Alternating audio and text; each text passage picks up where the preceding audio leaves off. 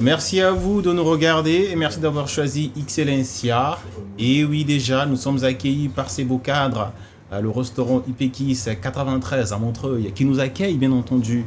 Vous voulez vous régaler, manger de la bonne bouffe à l'africaine et bien faite? Eh ben, venez sur 10 boulevard Aristide Briand, Montreuil, Île-de-France. Eh bien, vous n'allez pas vous répondre justement de venir manger de la bonne bouffe.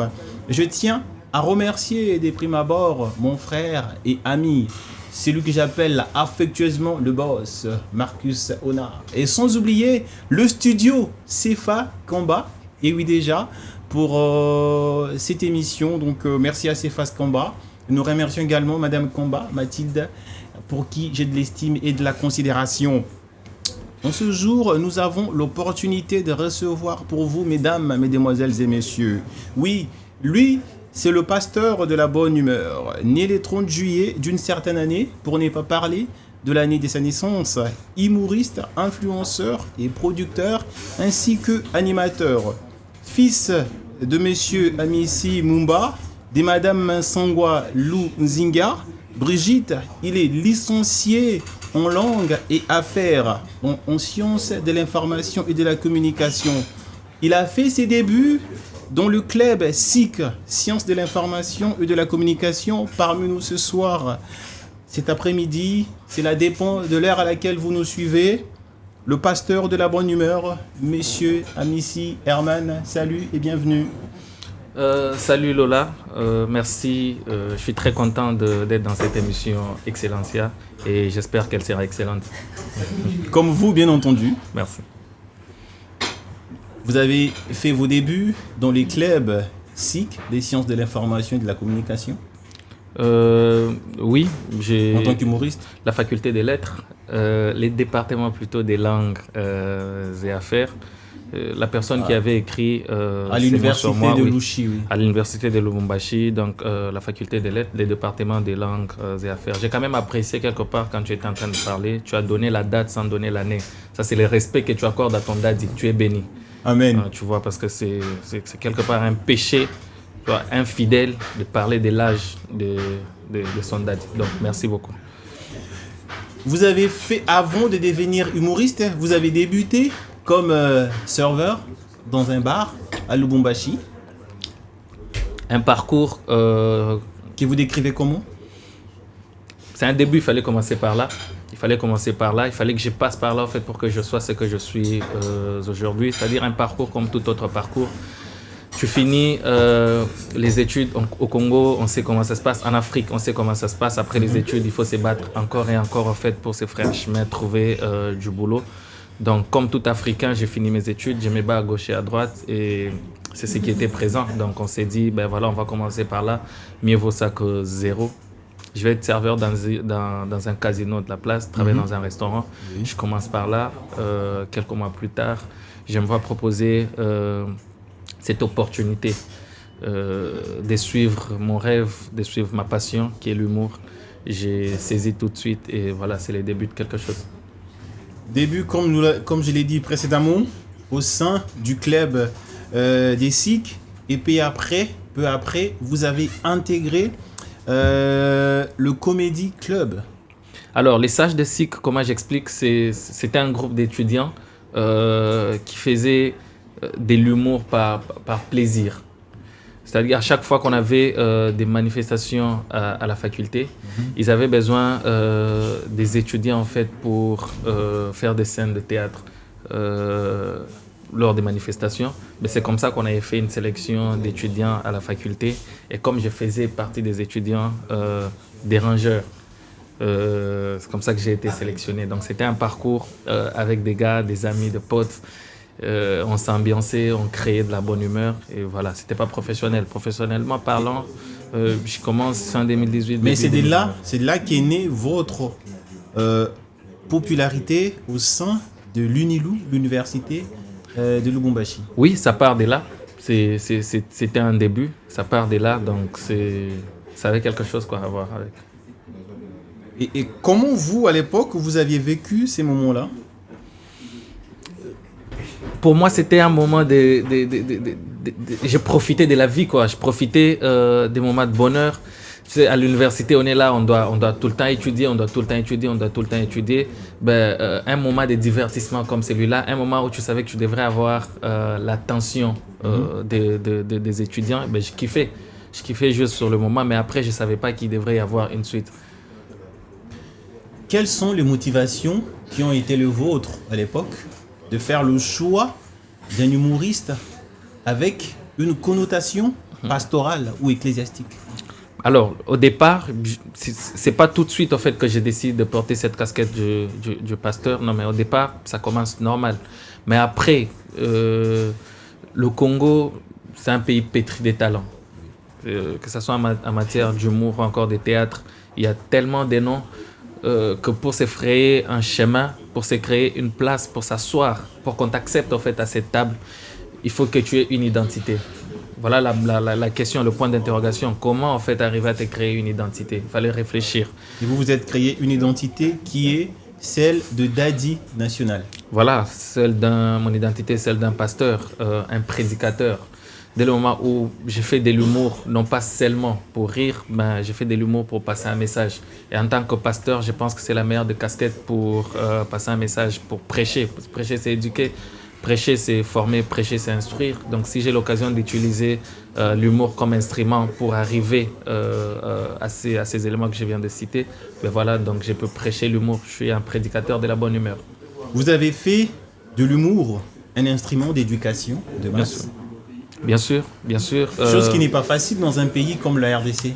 Il faut toujours s'adapter et essayer de combiner les deux, c'est-à-dire utiliser l'humour comme élément didactique, mais d'une autre part, en fait, ne pas oublier l'aspect, le côté drôle, le côté blague, en fait. Le côté comique. Le côté comique pour arriver à faire une symbiose. Exactement. Et oui, déjà. Donc, comment faites-vous pour avoir toujours le sens et de l'humour, mais aussi et le sens éducatif en même temps? Lier l'utile à l'agréable. C'est comme ça que vous définissez cela. Voilà, l'utile, c'est le message qui doit être passé, et l'agréable, c'est le rire, c'est le côté comique, c'est la blague, c'est la bonne humeur que les gens veulent avoir. Donc. Pourquoi seulement de l'humour? Pourquoi pas seulement de l'humour? Pourquoi seulement de l'humour? Dans quel sens? Je ne comprends pas. Pourquoi avez-vous fait, c'est-à-dire le choix de ne faire que de l'humour? Ah, ok. Le choix de l'humour, c'est le choix de la passion. C'est le choix de la passion. C'est-à-dire que vous êtes passionné de ce que vous faites. Je suis passionné de l'humour. J'aime l'ambiance, j'aime la bonne humeur, j'aime partager les ondes positives, j'aime créer de la joie autour de moi. Et l'humour, je pense que c'est l'un des meilleurs choix que j'ai eu à faire. Vous avez parlé de votre cheval de bataille, mais quelle est votre source d'inspiration dans ce que vous faites en tant que humoriste, influenceur? La société. La société RD congolaise, la société africaine. La société africaine, la société RD congolaise, tout ce qui se présente comme fait de société, moi je m'en inspire et je sors de contenu. Vous êtes un humoriste RD congolais, pétri des talents, et aujourd'hui, vous n'êtes pas que reconnu sur les territoires RD congolais, vous êtes reconnu sur pratiquement toute l'étendue de l'Afrique. Et récemment, en 2021, au mois d'octobre, vous avez participé au Parlement. Déjà, il faut rectifier, c'est pas seulement en Afrique, même en Europe. Déjà, ici en France, je suis arrivé, j'ai passé seulement comme ça, il y a des blancs là qui m'arrêtent. Daddy. Je me suis arrêté comme ça. Finalement, c'était pas moi, c'était quelqu'un qui était derrière moi. Ça m'a arrivé à ma place. Non mais voilà, c'est les talents de Herman Amessi. C'est-à-dire, il fait passer un message, en même temps, il vous fait rire. C'est-à-dire, vous apportez toujours de la bonne humeur.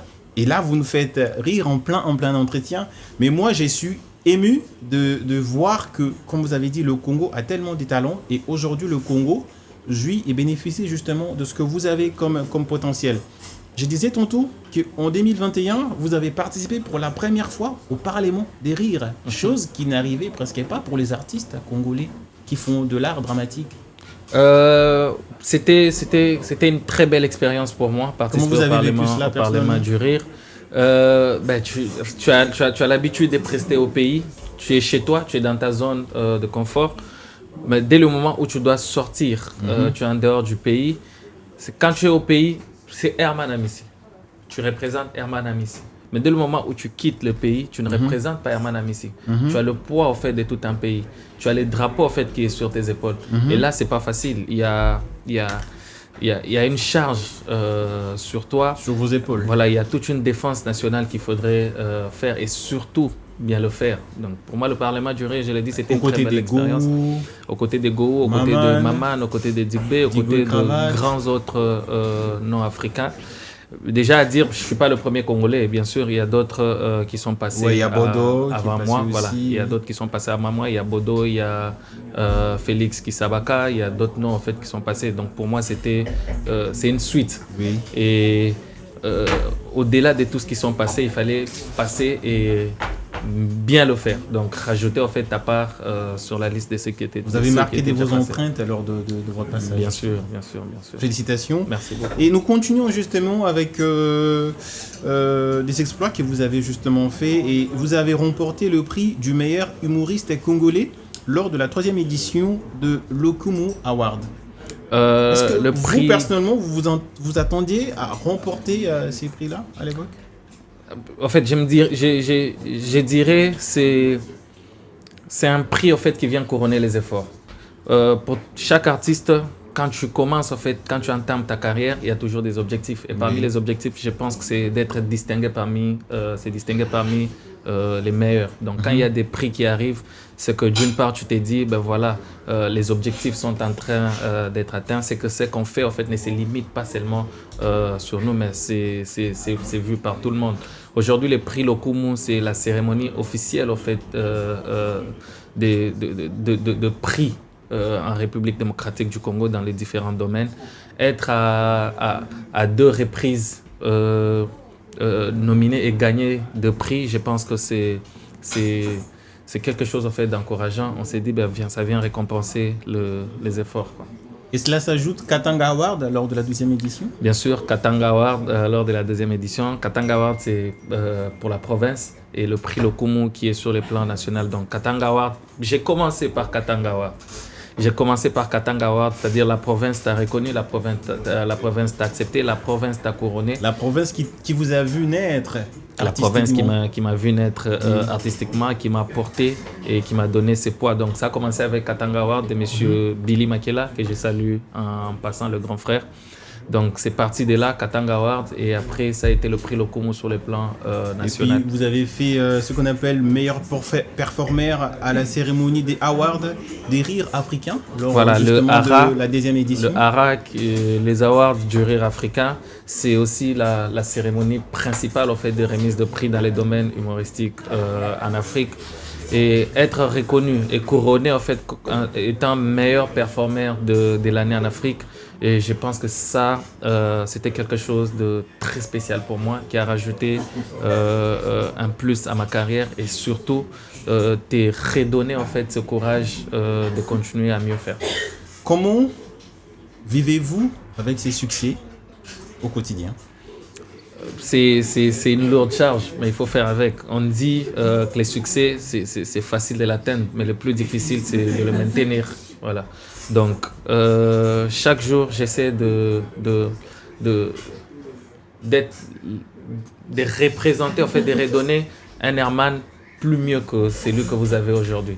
Il faut travailler, il faut beaucoup de sacrifices, il faut lire, il faut suivre beaucoup de choses donc pour être toujours au top, pour se refaire. C'est comme ça en fait, parce que dès le moment où tu as le succès, les gens te connaissent. Et à chaque fois, il faut proposer en fait mieux que tu es en train de proposer aujourd'hui. Et ça demande beaucoup de recherche, ça demande beaucoup d'attention et surtout beaucoup de travail. Je suis dans le bruit. D'où est venue l'inspiration de ces slogans qui vous a fait découvrir aux yeux de Congolais et du monde, s'il faut qu'on se les dise? Je suis dans le bruit, vient d'où? Ça vient de l'ambiance. Comme on dit, ce que tu fais, fais-le bien car ta bénédiction en dépend. C'est-à-dire quand tu bois, il faut bien boire. Parce que tu ne sais pas ce qui peut t'arriver de bien en buvant. Donc moi, j'ai fait bien l'ambiance. Et c'est dans l'ambiance où je suis allé découvrir, je suis dans le bruit. Donc c'est un week-end où il y a un ami qui me propose un ami qui m'a planté un vendredi et qui revient en fait samedi à la maison. Il me dit, bah, écoute, je lui dis, non, mais bon, tu m'as planté hier, tu reviens pas aujourd'hui pour me dire, voilà, on va sortir. Qu'est-ce qui me prouve au fait qu'aujourd'hui, ça sera le moment? Il me dit, non, écoute, aujourd'hui, je te promets, je vais te sortir et je vais t'amener quelque part, tu vas écouter de la musique que tu n'avais jamais écoutée avant. J'ai dit, quel genre de musique? Il me dit, une musique qui va te procurer en fait un bruit spécial. C'est parti de cette phrase, un bruit spécial. Donc on rigole, je lui dis, ah, ok, donc tu promets de me ramener quelque part où il y aura un bruit que je n'ai jamais entendu. Il dit, jamais. Je sors mon téléphone en rigolant, j'ai dit, écoutez les gars, c'est le week-end aujourd'hui, ne me faites pas de voice, je serai dans le bruit. Dans le bruit. Et ces slogans a fait en sorte que vous puissiez faire un sold out lors de votre spectacle du Showbiz, où il s'était plein à craquer. Comment vous avez vécu cette expérience personnellement? Alors, mon tout premier one-man show, je me dis, ben voilà, j'ai un concept qui fait le buzz, j'ai un concept que le public a adopté, j'ai un concept que l'Afrique et l'Europe ont adopté. Pourquoi pas concrétiser en fait ces concepts, les prendre en fait de l'abstrait et les concrétiser en fait, le remettre en fait au public sous forme d'un spectacle. Les gens entendent tellement je suis dans le bruit, à quoi ressemblent ces bruits, si tu devrais l'expliquer comme ça. Donc c'est parti de là, j'ai écrit ensemble avec mon équipe, on a proposé un texte, un sketch, un one-man show d'1h30 et c'est parti de là. Qui était un succès fou. Un succès Est-ce fou. que, à votre niveau, vous vous attendiez à cela?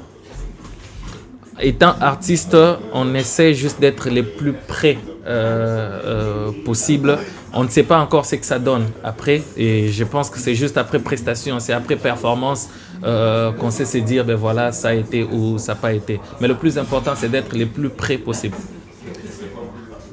30 juin 2024, date de l'indépendance de l'RD Congo. Et oui, vous avez choisi cette date-là, justement, pour se produire en spectacle au Casino de Paris.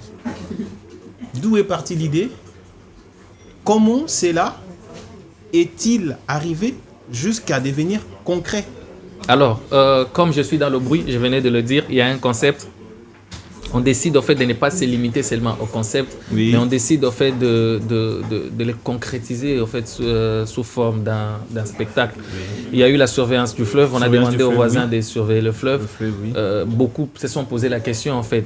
J'ai eu des questions juste après, mais c'était comment la surveillance du fleuve? Est-ce que les voisins ont bien surveillé le fleuve? Est-ce que l'horaire de la surveillance du fleuve était-il respecté ou pas? Est-ce que la diaspora a-t-elle respecté ce qui lui était demandé? Il y a tellement eu des questions que je me suis dit, mais au lieu juste de faire une vidéo pour répondre à ces gens, mais pourquoi pas en fait le faire sous forme d'un spectacle, sous forme d'un rassemblement, un congrès des immatures où on se retrouve tous ensemble, chacun avec ses problèmes, mais où on va exposer ces bilans de la surveillance du fleuve, en parler en long et en large. Surveiller le fleuve, surveiller le fleuve. Ces slogans vous a permis à sortir un morceau parce que Excellencia prône l'excellence. Mais il y a eu un sapeur qui réclamait le droit d'auteur de Toro. Mais nous avons vu votre maturité, alors que vous parlez de maturité, mais nous avions vu votre maturité d'aller appeler ces messieurs à participer dans les clips que vous avez réalisés. En tout cas, félicitations. Même l'appeler en fait dans les clips, c'est pas la maturité, c'est toujours l'immaturité. C'est toujours l'immaturité. À ne pas confondre l'immaturité et l'irresponsabilité, parce qu'il y a plusieurs personnes qui confondent cela. Ouais, nous, on est immatures, mais responsables. C'était par peur de rien à voir avec moi. C'est l'église. Nous, c'est l'église. Et dans l'église, on reçoit tout le monde. Chaque fidèle qui veut se plaindre, l'église est grandement ouverte. Tu viens, tu te plains et si l'église a une solution pour toi, voilà, l'église te donne la solution. Ayant ses droits, je pense qu'il est venu se plaindre, il a parlé, ben, l'église a pris. Est-ce qu'un fidèle qui vient se plaindre, on va le chasser? Non, on ne le chasse pas. On récupère en fait le fidèle et on lui donne une place, quoi. En tout cas, félicitations pour Toro. Nous remercions... Cette chanson, d'ailleurs, il faudrait bien en parler. Toro, c'est pas une chanson comme les autres. On était en train de réfléchir, on se disait, mais au Congo, comment faire une chanson qui peut réunir et chrétiens et païens? C'est comme ça qu'on a réfléchi. C'est comme ça qu'est né Toro Toro. C'est comme ça que vous entendez dans la chanson, j'ai dit c'est païen, mais c'est bien. C'est bien là, ça concerne les chrétiens. C'est païen, ça concerne vous. Voilà, merci beaucoup. Et ça concerne aussi Marcus Puter Ona, donc où nous sommes présentement, restaurant Ipekis 93 à Montreux, il y a 10 boulevard Aristide Briand. Venez vous régaler avec de la bonne bouffe à l'africaine. Merci à celui qu'on appelle Arnaud Elonga, a.k.a. Poise, Wereus, in the place to be. Un grand merci à Arnaud Elonga. Alors, nous tendons petit à petit et lentement à la fin de notre entretien avec Herman Amissi, avec nous, qui va justement se produire ces 30 juin 2024 au Casino de Paris. Et ben, nous vous invitons, venez nombreux, vous regardez en one-man show. Qui sont les invités avec qui vous allez partager les spectacles? Alors, est-ce qu'il y aura des invités ou pas? Je pense que vous allez les découvrir les jours même du spectacle. Venez suivre la personne qui est sur l'affiche. Venez suivre Herman Amissi. Et les restes, je pense que ça sera soit une surprise. Vous avez peur que les gens viennent, et non pas pour vous, mais pour les autres? Pas du tout. J'ai juste besoin que les gens viennent pour suivre Herman Amissi. Le reste, en fait, ça sera juste de la... en fait, ça sera, moi je peux l'appeler cerise sur les gâteaux, quoi. On va changer de sujet bientôt. Plusieurs fois, vous êtes invité à prester lors de soirées à la présidence de la RDC, à l'OIA. Plusieurs fois? Bah oui, plusieurs fois. Oui. Comment le choix de la présidence n'est tombé que sur vous? Je pense que c'est la méritocratie, quoi. C'est la méritocratie. Avant moi, il y avait des gens, il y a eu des humoristes qui ont presté en fait à la présidence. Il y a eu le grand frère Fiston Saïsaï, plus d'une fois en fait, on l'a vu à la présidence. Il y a eu d'autres humoristes en fait qui ont eu cette occasion de prester devant le président. Et si Herman Amissi a eu une occasion pour une fois en fait et qu'il a bien fait, et qu'après c'est lui qu'on appelle et qu'on rappelle encore. Mais je souligne déjà en fait que je suis pas le seul qu'on appelle à chaque fois. Il y a d'autres en fait qui viennent, mais après c'est le choix des organisateurs, c'est le choix du président de la République. Et de fois on voyait aussi lors des soirées des mamans aussi. Bien sûr. Et c'est de là qu'est née l'opportunité pour vous d'épouser la nièce de la première dame? Je pense pas, et puis ça je pense que c'est une vie privée où je l'ai rencontré, où je l'ai dragué. Vous êtes en train d'entrer dans la vie privée des daddies. Or, l'église reste l'église. Donc, je pense que, en vrai, avec tout respect, ça reste une vie privée. Et je pense que je vais laisser ma femme en dehors de tout ça et rester. Et une autre question, on sait comment ça se passe au Congo. Une autre question sur votre vie privée. Vos détracteurs vous accusent d'être marié plusieurs fois. Qu'est-ce que vous leur répondez? Ils ont raison. Ah bon? Oui, ils ont raison. Et ils mentent pas. Toi, tu as déjà vu les détracteurs mentir? Non, ils ont raison. D'ailleurs, il y a même quelque chose qu'ils vont dire encore demain. Ils ont raison. Félicitations. Chers détracteurs, voilà, c'est comme ça, non? Chers détracteurs, oui. Je m'excuse toutes ces fois où j'ai nié ce que vous étiez en train de dire. C'était les yeux des gens. Moi, j'étais en train de comme ça, je voulais essayer juste de nier pour essayer de faire voir en fait que j'étais en train de dire la vérité. Or, la vérité, c'est ce que vous étiez en train de dire. Donc aujourd'hui, je vous demande pardon. Vous aviez raison. On dit les linges sales se lavent en famille. Donc voilà quoi. Quel est votre point fort et votre point faible, selon vous? Mon point fort, c'est manger. Bah, on va manger bientôt. Oui, je mange bien. Moi, quand je mange comme ça, toi-même, tu sais voir que non, là, je mange bien. Et vous mangez mieux que Cédric Madeswabana? Mais il a appris ça chez moi. Ah bon? Moi, je mange. Hein. Moi, je mange. Plus que Cédric Madeswabana? Moi, je mange. Manger, je mange bien. Ça, je mange bien. Ça, c'est mon point fort. Mon point faible, c'est l'argent. Moi, en matière d'argent, j'aime pas les blagues. D'ailleurs, ça c'est il faut voir ça avec les managers. Oui, c'est une devise de mon église. On te dit, si tu veux voir mon côté païen, emprunte mon argent et puis ne rembourse pas. Donc tu sens que ces côtés-là, on ne badine pas, quoi. Et qu'avez-vous fait avec l'argent que vous avez gagné pour la première fois en faisant de l'humour? J'ai investi tout de suite, en fait. Mon investissement a commencé avec le premier cachet que j'ai eu à gagner. Tout de suite, en fait, j'étais comme ça. Je me disais, ben, ça doit être là, ça doit être là. Mais après, on n'a pas oublié... mais j'ai pas oublié les parents. Petite anecdote en passant. Vous savez, en Afrique, c'est pas facile de regarder. C'est en Europe, ici, en fait, où tu vas demander à un petit garçon qu'est-ce que tu comptes devenir dans le futur. Il te dit non, moi, je compte devenir humoriste, je vais être comédien.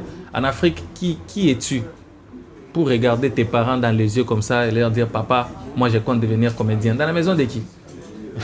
Donc, ça n'a pas été facile, en fait. Des fois, quand on les dit, les gens pensent que c'est faux. Non, mais c'est vrai, ça n'a pas été facile.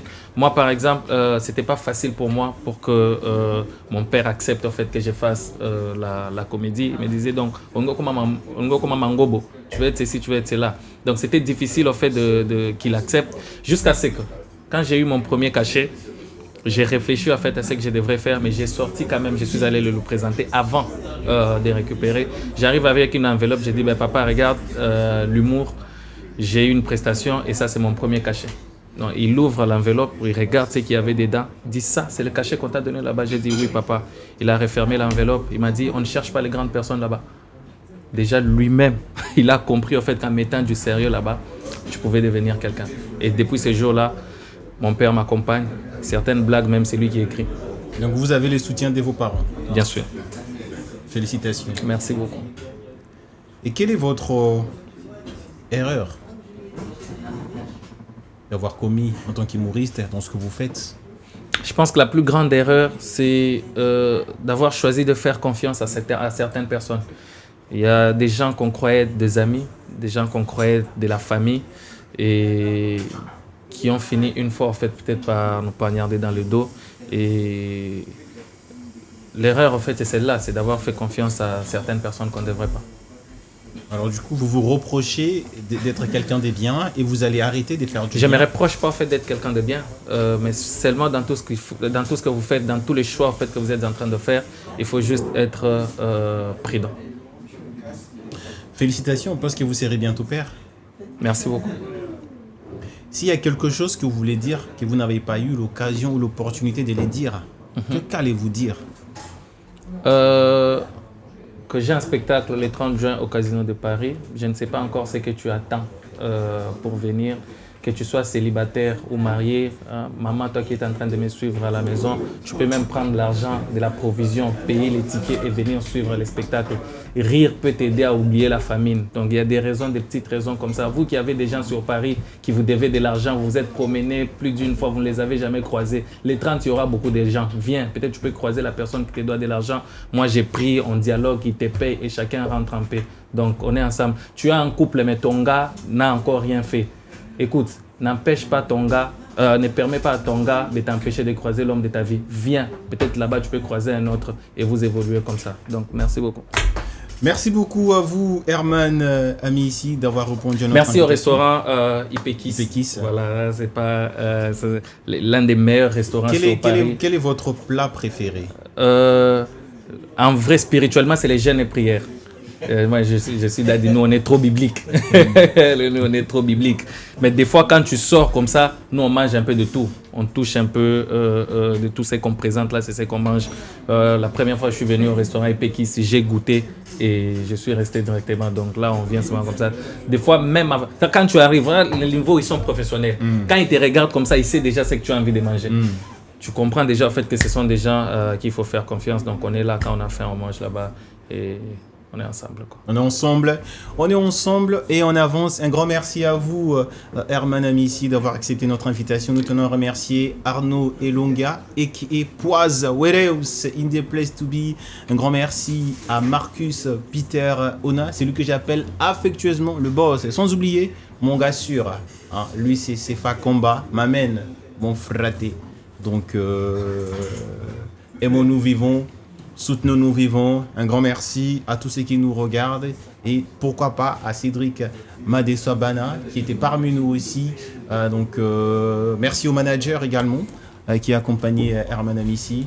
Et merci à vous, mesdames, mesdemoiselles et messieurs. Le rendez-vous est pris dans un avenir proche. Et qui dit mieux, à bientôt. Félicitations. Félicitations.